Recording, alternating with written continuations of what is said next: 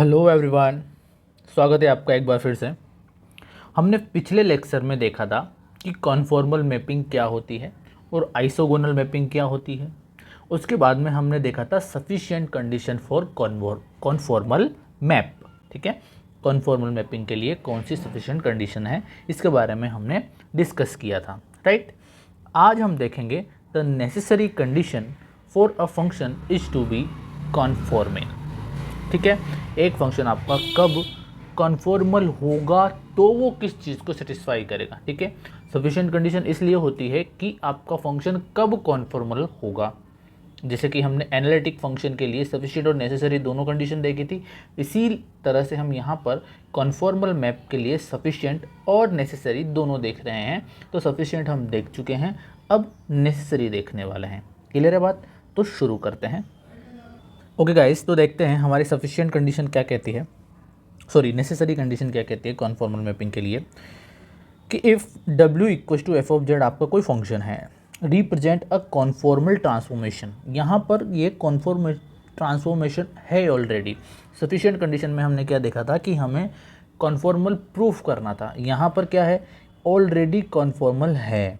ठीक है, of a domain D, D किसका डोमेन है, जेड प्लेन का डोमेन है, इनटू मतलब जेड से डी से डी डैश में ये डिफाइन है आपका फंक्शन एफ, जहाँ पर डोमेन डी है एंड कोडोमेन डी डैश है, और जो डी डैश है वो डब्ल्यू प्लेन का एक सबसेट है। क्लियर बात? देन तब क्या होगा, then f of z is analytic function of z in D. तब आपका जो फंक्शन है वो एनालिटिक होगा। हमें ये प्रूफ करके बताना है, मतलब हमें लेके क्या चलना है कि हमारा फंक्शन जो है वो कॉन्फॉर्मल है। ठीक, और हमें प्रूफ करना है कि हमारा फंक्शन एनालिटिक है। और एनालिटिक प्रूफ करने के लिए हम क्या प्रूफ करते हैं कि हमारे जो है कोशी रीमान इक्वेशन वो सेटिस्फाई होनी चाहिए, और उसके साथ साथ जो पार्शियल डेरिवेटिव्स हम करते हैं वो कॉन्टिन्यूस होने चाहिए। यही होती है एक एनालिटिक फंक्शन की सफिशिएंट कंडीशन। राइट, तो वो हम यहाँ पर यूज करेंगे। मतलब यहाँ से आपको एक आइडिया मिल रहा है या हम इसको किस तरह से प्रूफ करेंगे। देखिए, क्वेश्चन एक अलग अप्रोच से सॉल्व करते हैं, और जब थ्योरम आती है तो उसका प्रूफ एक अलग अप्रोच से होता है। ठीक है, तो यहाँ पर हम सिंपली वही चीज़ें हम प्रूफ करेंगे जो हमारे स्टेटमेंट में दी जाती है। और स्टेटमेंट हमसे काफ़ी कुछ बोल रहा होता है, इसने हमें काफ़ी कुछ चीज़ें दे दी है। जैसे कि कॉन्फॉर्मल मैप है, तो कॉन्फॉर्मल मैप है तो ये कौन कौन सी चीज़ें सेटिस्फाई करेगा। दूसरी चीज़, हमें डोमेन यहाँ से यहाँ लेना है और प्रूफ क्या करना है कि एनालिटिक फंक्शन, और एनालिटिक फंक्शन प्रूफ करने के लिए हम क्या दिखाएं इसे कि एनालिटिक फंक्शन हमारा प्रूफ हो जाए। तो यहाँ से आइडिया लेते हैं। समझ रहे हैं ना?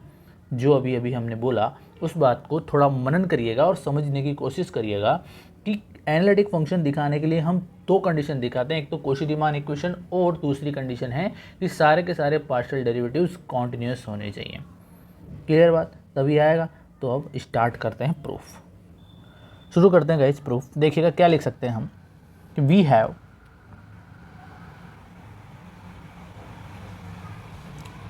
u plus iota v. इसको क्या लिख सकते हैं हम कि u भी हमारा x और y का फंक्शन है, लिखते जा रहे हैं, प्लस आयोटा v भी x और y का फंक्शन है। राइट, अब हम एक लाइन लिखेंगे यहाँ पर, देखते हैं कुछ अजम्पशन करना है। ओके गाइस, तो हम यहाँ पर ये अजम्पशन कर रहे हैं कि let d s and d sigma denoted elementary arc length in the z plane and डब्ल्यू प्लेन रेस्पेक्टिवली। मतलब जो डी एस है वो आपके जेड प्लेन में किसी कर्व की आर्क की लेंथ है, और ये आपका जो है वो डब्ल्यू प्लेन में कर्व की आर्क की लेंथ है। तो हम यहाँ से क्या लिख सकते हैं, देन कुछ इस तरह से लिखा जा सकता है। देखिएगा, ये आपने derivative of length of arc में देखा होगा जब आपने बीएससी में इसकी स्टडी की होगी, कि यहाँ से हम ये लिख सकते हैं,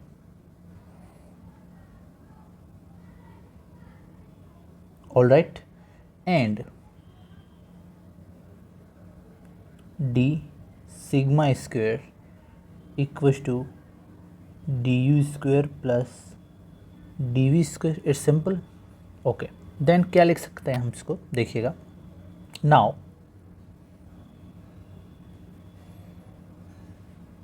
D u equal to del u of del x d x plus del u over del y dy, isn't it? यही आएगा। ये कहाँ से लिखा?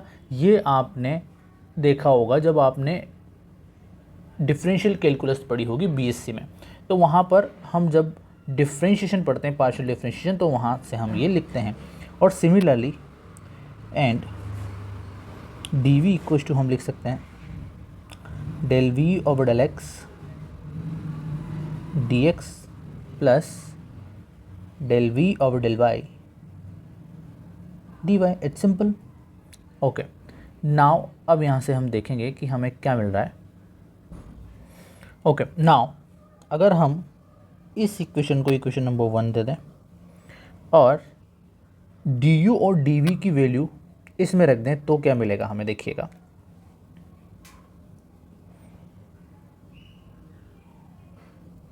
Therefore d sigma square equal to, इस पर्टिकुलर डी यू का होल स्क्वायर करना है, यहाँ पर नज़र आ रहा है ना, दिस, इसका स्क्वायर करना है, और डी वी का भी square. Okay, then d u की वैल्यू रखते हैं पहले, del u over del x d x plus del u over del y d y whole square plus del v over del x d x plus del v over del y d y whole square. कहाँ से लिखा? लिख दीजिए by 1। Okay, now अब इसका square open करते हैं, तो d sigma square equal to a square plus b square, ठीक है, हो जाएगा ए प्लस बी का होल स्क्वायर, तो del u over del x whole square d x square plus del u over del y whole square d y square plus 2, right, 2 del u over del x del u over del y d x and d y. Okay, ये तो पहला bracket open किया। Similarly second bracket del v over del x whole square d x square plus del v over del y square d y square plus 2 del v over del x del v over del y d x and d y. अब थोड़ा सा इसको simplify कर लेते हैं, मतलब कुछ चीज़ें कॉमन लेके लिख रहे हैं। देखिएगा, डी सिग्मा, यहाँ से डी स्क्वायर कॉमन आ रहा है, राइट, तो कॉमन ले लें इसे, ठीक है। नाउ जो बचेगा उसको लिखते हैं,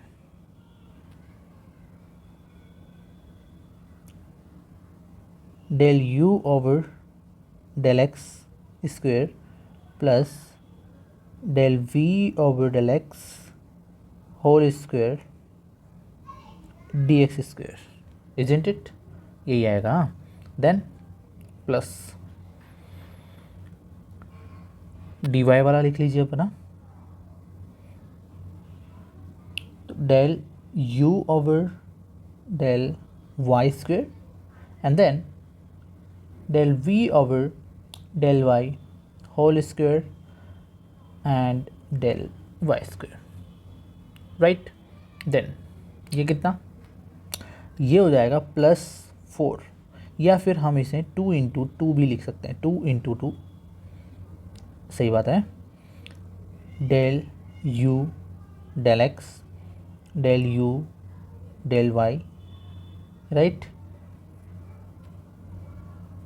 ऐड करके लिख रहे हैं हमने, राइट, मतलब 2 इंटू 2 तो कॉमन ही आ रहा है ना। ओके, सॉरी, एक सेकेंड, 2 कॉमन ले रहे हैं हम यहाँ से, कुछ इस तरह से, तो 2 और d x d y common लिया है हमने, del v over del x plus del, oh sorry not plus, it multiplication, del v over del y d x and d y common लिए हैं। ठीक है, अब अगर हम इसे कुछ इस तरह से लिख लेते हैं, देखिएगा d sigma square equal to capital A d x square plus capital 2 into capital B d x d y and plus capital C d y whole square, where A B C की value लिखते हैं, where ए क्या है अपने according A है del u over del x whole square plus del v over del x whole square, right. B क्या है, ये जो हमने यहाँ पर लिखा हुआ है, क्योंकि 2 और डी एक्स डी वाई का कोफिशिएंट जो है वो बी है, राइट। देन तो ये हो जाएगा del u over del x del u over del y plus del v over del x del v over del y, right. And last C क्या हो जाएगा, डी वाई स्क्वेयर का coefficient, that's it. ये वाला जो पूरा bracket है ये, तो मतलब ये आ जाएगा अपने पास del u over del y whole square plus del v over del y whole square, ठीक है। अब देखिएगा, नाउ हम लिखते हैं एक लाइन यहाँ पे, नाउ अगर हम ये करें D sigma over D S करें, तो डी एस हमने लिख रखा है, देखो डी एस कहाँ पे लिख रखा है, ये रहा, तो डी एस ओवर दिस, तो यहाँ से हमें जो चीज़ मिलने वाली है वो क्या मिलेगी कि सिमिलरली स्क्वायर को अगर हम नेगलेक्ट कर दें तो इसके जो कोफिशिएंट है वही कोफिशिएंट यहाँ पर भी है, राइट। मतलब सिंपली हम ये चीज़ लिख सकते हैं, अगर हम डायरेक्शन को भी इंडिपेंडेंट कर दें, ठीक है। नाउ यहाँ पे लिख देते हैं कि अगर हम डायरेक्शन से इंडिपेंडेंट कर देते हैं, मतलब यहाँ पर कुल मिला के बात है इसका मॉडुलस जो है वही ले लेते हैं, राइट। यहाँ पर जो डी मतलब यहाँ पे स्क्वायर का अगर कोई हम मीन नहीं रखते हैं तो फिलहाल अपने पास जो चीज़ें आ रही है वो कुछ इस तरह से आ रही है। तो यहाँ पर देखिए डी जो सिग्मा स्क्वायर है उसमें डी एक्स स्क्वायर का कोफिशिएंट ए है और यहाँ पर डी एस में इसका कोफिशिएंट 1 है, तो हम इन दोनों की तुलना कर रहे हैं, राइट। तो हम लिख सकते हैं ए ओवर 1, फिर उसके बाद में यहाँ पर डी वाई डी एक्स का जो कोफिशिएंट है वो 2b है, तो 2b ओवर 0 लिख सकते हैं हम, ठीक है। तो 2b ओवर 0 क्योंकि ds में dy और dx का जो कोफिशिएंट है वो 0 है ही नहीं यहाँ पे, और dy स्क्वायर का कोफिशिएंट दोनों में क्या है, इस वाली में जो हमने डी सिग्मा स्क्वायर का लिखा है उसमें c है, देखिए ये रहा, साफ साफ नज़र आ रहा होगा आपको, दिस dy, और वहाँ पर 1 है सिंपली, राइट। इक्वल टू मान लेते हैं कि ये हमारा एच स्क्वायर के इक्वल है, मान लेते हैं से एच स्क्वायर, और आपका एच जो है वो नॉन जीरो है, हमने ये चीज़ कंसिडर की है यहाँ पे, ठीक है। अब आगे देखते हैं, नाउ इसको यहाँ से अगर ए के इक्वल करें, मतलब अगर हम ऐसे लिखें a over 1 equal to h square, तो हमें क्या मिलेगा, ए बराबर एच स्क्वायर, ठीक है। इसी तरह से अगर हम यहाँ पर c ओवर 1 करते हैं तो हमें एच स्क्वायर मिलता है, मतलब c बराबर भी एच स्क्वायर, और इसी तरह से अगर हम 2b ओवर 0 बराबर एच स्क्वायर करते हैं तो यहाँ से हमें 2b इक्वल टू 0 मिलता है, मतलब b इक्वल टू 0 मिलता है, ठीक है। तो इन्हें हम ए की वैल्यू रखते हैं, हम ए क्या था अपने पास, ये हमने लिख रखा है कि यहाँ वहाँ where A is this, B is this and C is this, ठीक है। तो ए बी और सी की वैल्यू यहाँ पर रखते हैं, तो क्या मिलेगा देखिएगा, del u over del x whole square plus ये ए की वैल्यू रख रहे हैं हम, del v over del x whole square equals to h, and then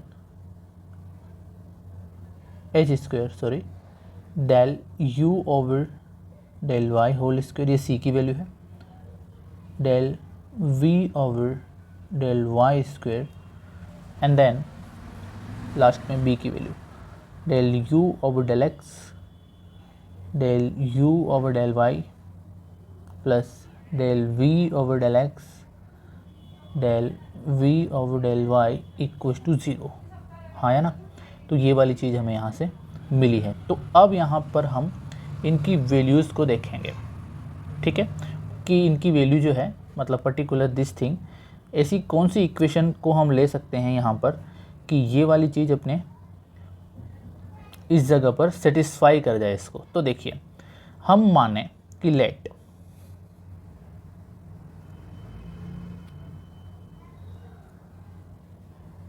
now देखिए, इस ऊपर वाली इक्वेशन को हम सेटिस्फाई करवाने के लिए कुछ इस तरह से वैल्यूज़ मान सकते हैं। Del u over del x को अगर हम माने h cos अल्फ़ा और del v over del x को हम माने h sin अल्फ़ा, तो यहाँ से ये वाली इक्वेशन सेटिस्फाइड है, हाँ या ना, क्लियरली, ओके। देन इसी तरह से सिमिलरली हम दूसरे वाले को भी मान लेते हैं कि del u over del y को हम मानते हैं h cos बीटा और del v over del y को मान लेते हैं h sin beta, no problem. Now अब क्या करें, हम इन सब की वैल्यू रख दीजिए यहाँ पे, ठीक है। इन सब की जैसे ही वैल्यू रखेंगे, किस में रखते हैं, इस वाली इक्वेशन में रख दीजिए, इस वाली इक्वेशन में, ठीक है। तो यहाँ से आपको कुछ चीज़ें मिलेगी और वो देखना क्या मिलने वाली है। नाउ अगर हम इसमें ये वैल्यू रखते हैं, मतलब ये सभी इन सभी चारों डेरिवेटिव्स की वैल्यूज़ हम इस पर्टिकुलर इक्वेशन में रख दें, तो देखिए क्या मिलेगा, h cos alpha h sin alpha plus h cos beta and h sin beta, हाँ या ना, equals to 0, right. Now h square हो रहा है क्या, ये h स्क्वायर को कॉमन ले लो बाहर, और अंदर क्या बन रहा है, cos alpha sin alpha plus cos beta sin beta, isn't it. Then h square ऐसा कैसा, और ये किसका फॉर्मूला है, cos अल्फ़ा माइनस बीटा का, तो cos अल्फ़ा माइनस बीटा का फॉर्मूला, ठीक है। अब हमने एक चीज़ कंसिडर करी है कि जो h हमने माना है वो नॉन जीरो माना है, देखिए h नॉन जीरो आपको नज़र आ जाएगा यहाँ पर, ओके। और अगर आप ऐसे सोच रहे हैं कि इस पूरे अभी डेरिवेशन अपना कंप्लीट होने वाला है, इसमें कौन सी जगह पर कॉन्फॉर्मल मैप काम में लिया, तो ये जो लाइन हमने लिखी है ये बहुत ज़्यादा इंपॉर्टेंट है। देखिए कि now D sigma ratio D S is independent of direction. क्यों है ये डायरेक्शन से इंडिपेंडेंट, क्योंकि हमारा जो मैप है W equal to f of z वो कॉन्फॉर्मल है, और कॉन्फॉर्मल मैप डायरेक्शन से भी इंडिपेंडेंट होता है, और डेफिनेटली वो मैग्नीट्यूड से तो इंडिपेंडेंट होता ही है, ठीक है। तो इस वजह से हमने यहाँ पर ये लिखा। और h अगर नॉन जीरो है तो जीरो क्या होगा, कोस अल्फ़ा, डेफिनेटली। तो फाइनली यहाँ पर हम क्या लिख सकते हैं, यहाँ से cos alpha minus beta equal to 0, तो alpha minus beta equal to plus minus pi by 2, right. अब अगर हम टेकिंग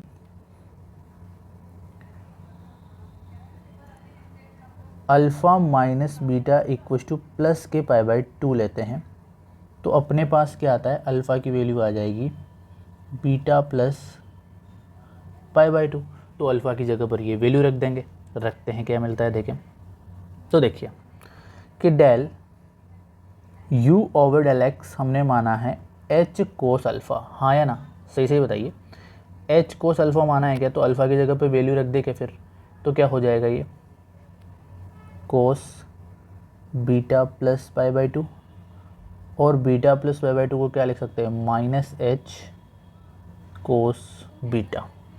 ठीक है sir ji. Then del u over del x ले क्या, sorry not u v, del v, तो ये माना था हमने h sine alpha, sine alpha, और अल्फ़ा की value beta plus pi by two, तो ये तो प्लस ही रहेगा, मतलब एच साइन बीटा हो जाएगा। हाँ या ना, मतलब यहाँ से हमें क्या मिल रहा है, आप ध्यान से देखेंगे तो ये जो वैल्यू है एच कोस बीटा, ये किसकी वैल्यू है, एच कोस बीटा हमने माना है del u over del y को। ध्यान से देखिए, sorry my bad, this is totally wrong, this is not cos this sine, ठीक, और दिस चेंज हो जाएगा ना ये कॉस में। ओके अभी ठीक है। नाउ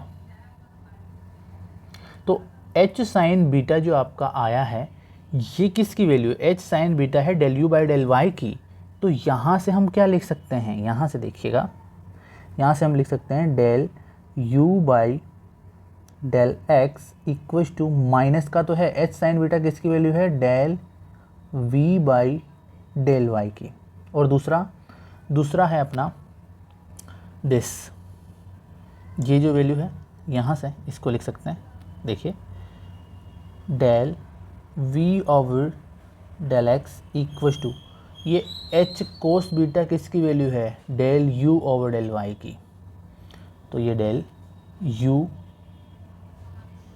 ओवर डेल वाई की वैल्यू है।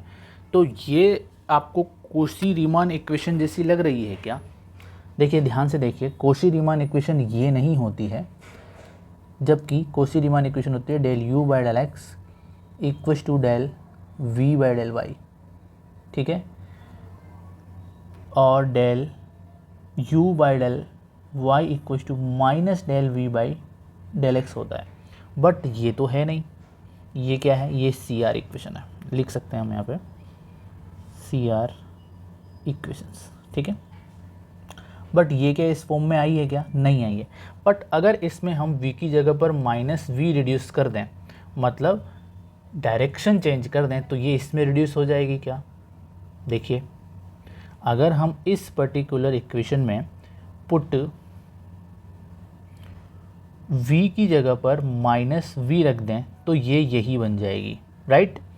तो अगर हम इसकी डायरेक्शन चेंज कर देते हैं तो यहाँ पर ये कोशी रीमान इक्वेशन दे रहा है, मतलब which is sure that is map, this map is not conformal, is map is isogonal, ठीक है। तो इस स्थिति में आपका जो मैप है वो आइसोगोनल होगा, ना कि कन्फॉर्मल, क्योंकि यहाँ पर डायरेक्शन चेंज हो गई है। तो ये लाइन हम लिख लेते हैं, ठीक है। तो अगर हम इस इक्वेशन को इक्वेशन नंबर 2 दे देते हैं तो क्या लिख सकते हैं हम, देखिएगा नाउ, देखिएगा गाइस, यहाँ से हम कुछ इस तरह से लिख सकते हैं कि the equation 2 reduce to Cauchy Riemann equation if we write minus v for v, अगर हम v की जगह पर माइनस वी रख देते हैं तो ये कोशी रीमान इक्वेशन में रिड्यूस हो जाएगी।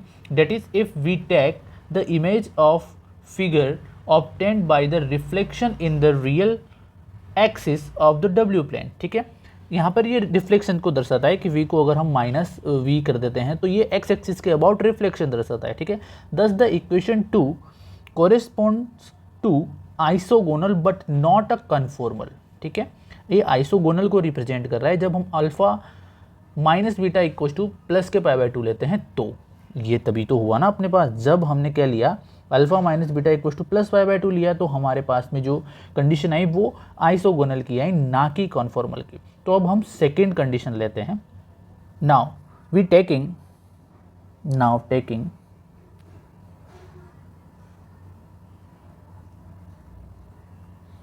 Alpha minus beta equal to minus pi by 2, it means alpha equal to beta minus pi by 2, और अब ये हम रखते हैं किस में, यहाँ पर, del u over del x जो हमने माना था वो क्या था, एच कोस अल्फ़ा, और अगर हम अल्फ़ा की जगह पर ये रख देंगे cos beta minus pi by two, तो beta minus pi by two या pi by two minus beta लिखें, कोई फ़र्क नहीं पड़ता है कोस में, तो ये क्या आ जाएगा, साइन आ जाएगा क्या, बिल्कुल डेफिनेटली। तो ये क्या आ जाएगा, एच साइन बीटा, और एच साइन बीटा किसकी वैल्यू है, देखिए ज़रा ऊपर, del u by del x equals to h sine beta आ रहा है, और एच साइन बीटा तो हमने del v by del y को माना हुआ है, हाँ या ना, देखिए मिल गया। तो ये क्या हो गया, del v by del y. Similarly हम यहाँ से देख सकते हैं del v over del x हमने माना था एच साइन अल्फ़ा, राइट, तो यहाँ से एच साइन अल्फ़ा जो है वो क्या आ जाएगा, beta minus pi by to, हाँ या ना, अल्फ़ा की वैल्यू तो beta minus pi by to आएगी, और ये जो है किस में चेंज होगा, अब जब इसे पाई बाई टू माइनस बीटा करेंगे तो ये चेंज होगा माइनस एच कोस बीटा में, और एच कोस बीटा किसकी वैल्यू है, del u by del x, तो ऐसा कैसा, एच कोस बीटा किसकी वैल्यू है, del u by del y की वैल्यू है। देखिए एच कोस बीटा हमने यहाँ पे माना हुआ है, नज़र आएगा आपको, ये del u by del y की वैल्यू है, तो इसकी जगह पर हम क्या लिख सकते हैं, del u by del y, किसकी जगह पर, दिस एच कोस बीटा की जगह पर, और माइनस भी साथ में आएगा क्या, बिल्कुल आएगा। तो इस वाली इक्वेशन से और इस वाली इक्वेशन से आपको क्या नज़र आ रहा है, del u over del x equals to del v over del y and del u over del y equals to minus del v over del x मिल गया, ठीक है। और हमने जो भी इसके मतलब माने हैं वो क्या है, कॉन्टिन्यूस है, तो हम यहाँ से आराम से एक लाइन लिख सकते हैं, और वो लाइन कुछ इस तरह से है, देखिएगा। now इसको दे देते हैं equation number 3, and then the equation 3 are the well known Cauchy Riemann equation showing that f of z is an analytic function, और एनालिटिक क्यों है, क्योंकि हमने del u by del x, del v by del y, del u by del y and del v by del x जो हमारे function आए हैं वो हमने कॉन्टिन्यूस रखे हैं, ठीक है। तो ऐसा फंक्शन जो कॉची रीमान इक्वेशन को सेटिस्फाई करे और ये चारों के चारों पार्शियल डेरिवेटिव्स कॉन्टिन्यूस आए, तो हम उस फंक्शन को क्या बोल देते हैं, एनालिटिक बोल देते हैं, मतलब हमारी चीज़ जो है वो सेटिस्फाई हो गई। हैंस करके हम लिख सकते हैं कि हैंस करके हम लिख सकते हैं कि hence it is shown that if the transformation W equals to f of z is conformal, अगर आपकी गिवन ट्रांसफॉर्मेशन कन्फॉर्मल है तो definitely then f of z must be analytic function. अगर आपकी दी हुई ट्रांसफॉर्मेशन, दिया हुआ फंक्शन अगर कन्फॉर्मल है तो वो डेफिनेटली एनालिटिक होगा। लेकिन क्या एनालिटिक होगा तो हम उसे कन्फॉर्मल बोल सकते हैं क्या, हमने सफिशिएंट कंडीशन की हुई है, उससे ध्यान कीजिए पिछले वाले में, केवल एनालिटिक होने से हम उसे कन्फॉर्मल नहीं बोल सकते, उसे एनालिटिक के साथ साथ उस पर्टिकुलर डोमेन में उसका डिफरेंशिएशन नॉन जीरो आएगा तब हम उसे कन्फॉर्मल बोलेंगे। मतलब दो चीज़ें हैं अपने पास यहाँ पर लिखने के लिए। पहली चीज़, अगर नोट के रूप में आप लिखना चाहें तो लिख सकते हैं, पहली चीज़, अगर मैप आपका कॉन्फॉर्मल है, ठीक है, लिख सकते हैं if F of z is conformal implies that f of z is analytic, हाँ या ना। बट क्या आपका f of z is analytic है, मान लेते हैं कि एनालिटिक है, तो क्या हम ये बोल सकते हैं क्या कि f of z is conformal, अरे हाँ बोल सकते हैं क्या? बिल्कुल नहीं बोल सकते, ठीक है। लेकिन एक बात पक्की बोल सकते हैं, वो है आपका तीसरा पॉइंट कि अगर if f z is analytic and f dash z is not equal to zero है, ठीक है, तो हम इम्प्लाई कर सकते हैं कि हमारा फंक्शन जो है F of z is conformal, of course.